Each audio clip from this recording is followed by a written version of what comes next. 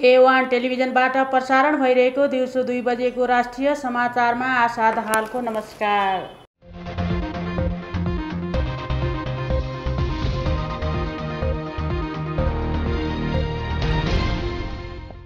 राष्ट्रिय समाचार सुरु गरौं मुख्य खबरहरूबाट। राष्ट्रिय सभाको चुनावका लागि उम्मेदवारको मनोनयन दर्ता आज हुँदै। कोरोना विरुद्धको खोपको अतिरिक्त मात्रा आजदेखि लगाइँदै। जाडो महिनामा छालामा संक्रमणको जोखिम धेरै हुने भएकोले सचेत रहन डाक्टरहरूको सुझाव। 20 वर्षमा हात्तीको आक्रमणबाट 274 जनाको ज्यान गयो। केही दिनदेखि तराईमा बाक्लो हुस्सुका कारण जनजीवन प्रभावित। वैदेशिक रोजगारीमा जानेलाई दुःख दिए कारबाही गर्ने मन्त्री प्रेम बहादुर आलेको चेतावनी। र यातायात कार्यालयमा सेवाग्राहीलाई दुःख दिने 16 बिचौलिया पक्राउ।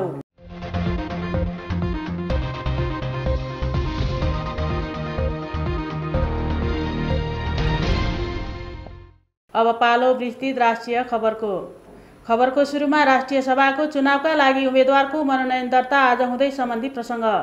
आउँदो माघ 12 गते हुने राष्ट्रिय सभाको चुनावका लागि आज उम्मेदवारको मनोनयन दर्ता हुँदैछ। बिहान 10 देखि दिउँसो 3 बजेसम्म उम्मेदवारको मनोनयन दर्ता हुने निर्वाचन आयोगले जनाएको छ। चुनावमा 12 राजनैतिक दलले भाग लिनेछन्। आयोगले आउँदो 25 गते उम्मेदवारलाई चुनाव चिन्ह दिने आयोगका सहायक प्रवक्ता कोमल धमलाले जानकारी दिनुभयो। चुनाव चिन्ह दिएसँगै निर्वाचन आचार संहिता सबैका लागि लागू गराउने आयोगले जनाएको छ। आउँदो फागुन 20 गते नेकपा एमालेका 8, नेकपा एकीकृत समाजवादीका 4, नेकपा माओवादी केन्द्रका 4 र नेपाली काङ्ग्रेसका 3 राष्ट्रिय सभा सदस्यको पदावधि सकिँदैछ। यस्तै सदस्यको पदावधि समाप्त हुन 35 दिन अघि नै चुनाव गर्नुपर्ने प्रावधान छ।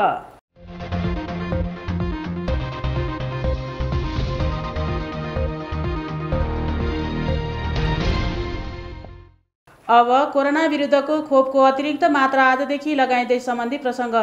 सरकारले रोग प्रतिरक्षा प्रणाली कमजोर भएका व्यक्तिलाई आजदेखि कोरोना विरुद्धको खोपको अतिरिक्त मात्रा दिँदैछ। कोरोना विरुद्धको खोपको पूर्ण मात्रा लगाएको 3 महिना पुरा भएका व्यक्तिलाई थप 1 मात्रा खोप दिन लागेको स्वास्थ्य तथा जनसङ्ख्या मन्त्रालयले जनाएको छ।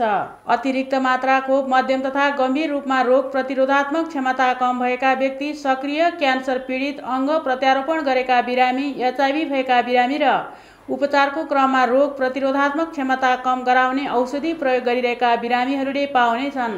यस्तै भेरोसेल वा सिनोफार्म खोप लगाएका 60 वर्षभन्दा माथि उमेर समूहका व्यक्तिले पनि अतिरिक्त खोप लगाउन पाउने स्वास्थ्य मन्त्रालयले जनाएको छ।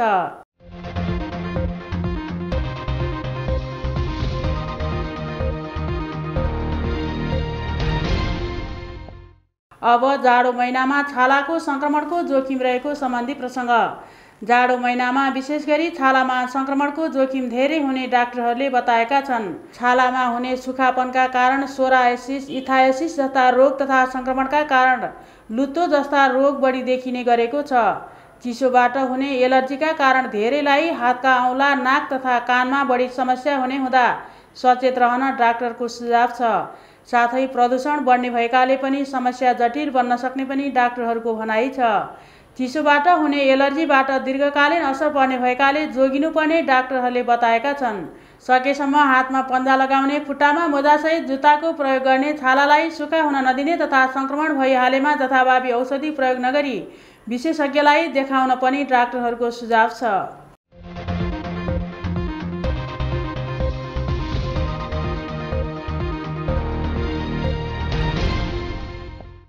अब 20 वर्षमा हात्तीको आक्रमणबाट 274 जनाको ज्यान गएको सम्बन्धी प्रसङ्ग। 20 वर्ष यताको अवधिमा नेपालमा हात्तीको आक्रमणबाट 274 जनाको ज्यान गएको छ। मानव हात्ती सह अस्तित्व सम्बन्धी गरिएको एक अध्ययनले हात्तीबाट ज्यान गएकाको तथ्याङ्क सार्वजनिक गरेको छ। हात्तीको आक्रमणबाट सबैभन्दा बढी झापामा 41 जनाको ज्यान गएको छ। दोस्रो बर्दियामा 40, तेस्रो चितवनमा 26 र चौथो सप्तरीमा 23 जनाले हात्तीको आक्रमणबाट ज्यान गुमाएका छन्। पर्सामा 21, बारामा 20, सिराहामा 16, उदयपुरमा 16, सुनसरीमा 15 जनाको ज्यान गएको छ। यस्तै सिन्धुलीमा 9, धनुषामा 9, मोरङमा 8, रौतहटमा 7, सर्लाहीमा 5, कञ्चनपुरमा 5, मकवानपुरमा 5, इलाममा 4, बाँकेमा 2, महोत्तरीमा 1 र नवलपरासीमा 1 जनाको ज्यान गएको छ।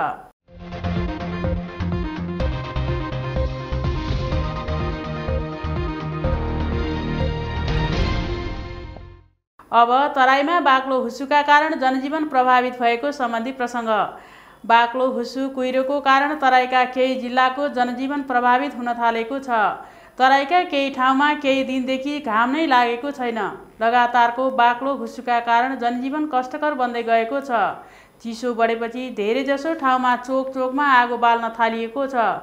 तातो न्यानो हुन आगो बालेर ताप्ने गरिएको छ। हिउँद वर्षासँगै तराईका जिल्लामा लगातार दोस्रो बाक्लो हुस्सु कुहिरो लागेको छ। चिसोका कारण दैनिक ज्याला मजदुरी गर्ने श्रमिक सबैभन्दा धेरै मर्कामा परेका छन् भने बालबालिका र ज्येष्ठ नागरिकको स्वास्थ्यमा समस्या देखिन थालेको छ। केही विद्यालयले जाडो बिदा समेत दिन थालेका छन्। यस्तै चिसोका कारण सहर बजार तथा सार्वजनिक ठाउँमा चहल पहल पनि घटेको छ।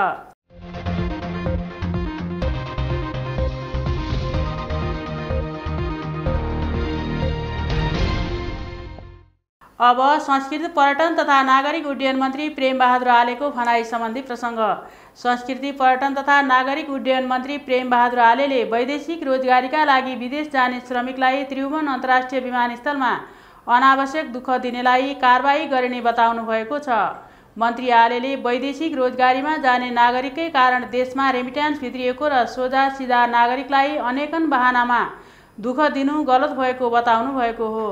आफू मन्त्री भएपछि वैदेशिक रोजगारीमा जाने श्रमिकहरूका लागि त्रिभुवन अन्तर्राष्ट्रिय विमानस्थलमा विश्रामस्थल, खानेपानी र निशुल्क वाइफाईको व्यवस्था गरेकाले आफू श्रमिकहरूका पक्षमा सधैँ सकारात्मक रहेको समेत मन्त्री आलेले दावी गर्नुभएको छ।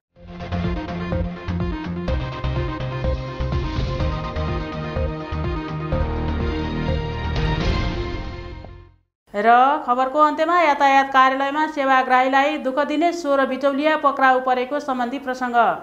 यातायात व्यवस्था कार्यालय गुर्जुधाराबाट 16 जना बिचौलिया पक्राउ परेका छन्। चन्द्रागिरी नगरपालिका 6 गुर्जुधारामा रहेको यातायात व्यवस्था कार्यालयमा आउने सेवाग्राहीलाई जबरजस्ती तानी अनावश्यक दुःख दिँदै अभद्र व्यवहार गरिरहेको अवस्थामा 16 जनालाई सोमबार पक्राउ गरिएको प्रहरीले जनाएको छ।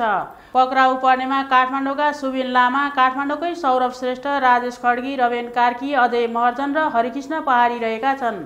यस्तै धनकुटाका राखु तमाङ, आछामका एकेन्द्र बुढा, ओखलढुङ्गाका वीरेन्द्र कटुवाल र तनहुँका सुशान्त राज भण्डारी पनि पक्राउ परेका छन्। साथै मकवानपुरका विशाल लामा, रोल्पाका जीवन मगर, झापाका विशाल मेचे, ओखलढुङ्गाका विवेक नेउपाने, ललितपुरका रुद्रबहादुर महत र सिन्धुपाल्चोकका छिरिङ तामाङलाई प्रहरीले पक्राउ गरेको हो।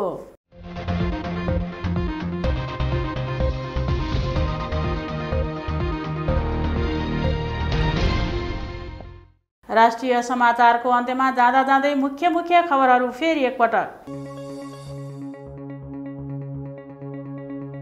राष्ट्रिय सभाको चुनावका लागि उम्मेदवारको मनोनयन दर्ता आज हुँदै। कोरोना विरुद्धको खोपको अतिरिक्त मात्रा आजदेखि लगाइँदै। जाडो महिनामा छालामा संक्रमणको जोखिम धेरै हुने भएकोले सचेत रहन डाक्टरहरूको सुझाव। 20 वर्षमा हात्तीको आक्रमणबाट 274 जनाको ज्यान गयो। केही दिनदेखि तराईमा बाक्लो हुस्सुका कारण जनजीवन प्रभावित। वैदेशिक रोजगारीमा जानेलाई दुःख दिए कारबाही गर्ने मन्त्री प्रेमबहादुर आलेको चेतावनी। र यातायात कार्यालयमा सेवाग्राहीलाई दुःख दिने 16 बिचौलिया पक्राउ।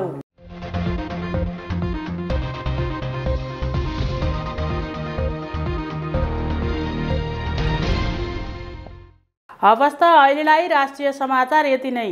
फेरि पनि बाँकी समाचारहरू लिएर उपस्थित हुने नै छौँ। तबसम्मको लागि A1 टेलिभिजन हेर्दै गर्नुहोला। दिउँसो 2 बजेको समाचारबाट हामीलाई बिदा दिनुहोस्। नमस्ते।